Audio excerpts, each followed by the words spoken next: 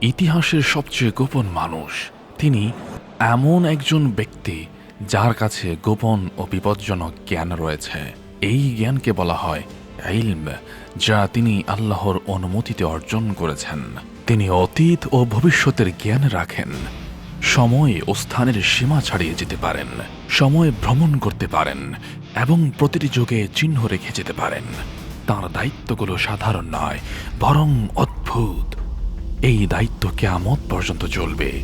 তাকে কুরআনে উল্লেখ করা হয়েছে।